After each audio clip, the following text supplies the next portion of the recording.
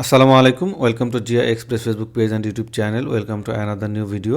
Pharmaceuticals কোম্পানির industrial automation সেক্টরের চতুর্থ প্রশ্নের উত্তর নিয়ে হাজির হয়ে গেলাম। তো আর কথা বাড়ছে না, চলুন বন্ধুরা ভিডিওটি শুরু করা যাক।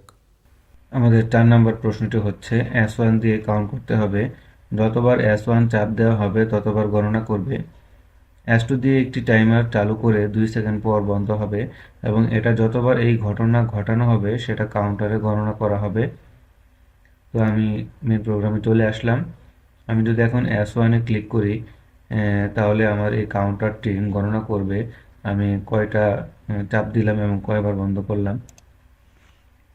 আমি বন্ধ করতেছি, চালু করতেছি, আমি এখন কাউন্ট করতেছি S1-এর চাপ দিয়ে। আমি 10 পর্যন্ত কাউন্ট করলাম। আমাদের আরও একটি অপশন ছিল S2। আমি S2 যদি প্রেস করি তাহলে আমি কতবার S2 প্রেস করলাম সেটা এখানে কাউন্টারে কাউন্ট হবে এবং S2 প্রেস করার সাথে সাথে আমার একটা টাইমার চালু হবে যেটা 2 সেকেন্ড পর্যন্ত চালু থাকবে। সেজন্য আমি পিটিতে 2S দিয়ে রেখেছি, 2 সেকেন্ড প্রেসের টাইম, এবং এটা 2 সেকেন্ডের জন্য আমাদের এই সিস্টেমটাকে চালু করবে এবং 2 সেকেন্ড পরে বন্ধ হয়ে যাবে। তো আমি প্রথমে সিস্টেমটাকে আমি S2 দিয়ে চালু করতেছি।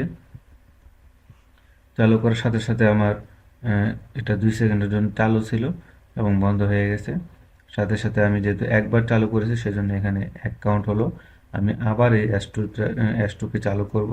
চালু করার সাথে সাথে আমাদের এই সিস্টেমটা 2 সেকেন্ডের জন্য চালু হবে। টাইমারটাও 2 সেকেন্ডের জন্য চালু হবে। 2 সেকেন্ড পরে আমার টাইমারটা বন্ধ হয়ে যাবে, আমার এই ফাংশনটাও বন্ধ হয়ে যাবে। আমি আবারও কাউন্টিংটা চালু করে নিচ্ছি। 2 সেকেন্ডের জন্য আমাদের সিস্টেমটা চালু ছিল, আবার বন্ধ হয়ে গেল। আমার কাউন্টারে এখানে 2 লেখা উঠতেছে। আমি আবার কাউন্টিং করব। আমি আমি আবার 2 সেকেন্ডের জন্য সিস্টেমটা চালু করলাম, আবার 2 সেকেন্ড পরে সিস্টেমটা বন্ধ হয়ে গেল। আমার কাউন্টিং হয়েছে এখন 3। আমি আবার কাউন্টিং করব। করার সাথে সাথে আমার সিস্টেমটা এখানে 2 সেকেন্ডের জন্য চালু ছিল, আবার বন্ধ হয়ে গেছে। তো এই ছিল আমাদের আজকের ভিডিও। Thank you. আসসালামু আলাইকুম।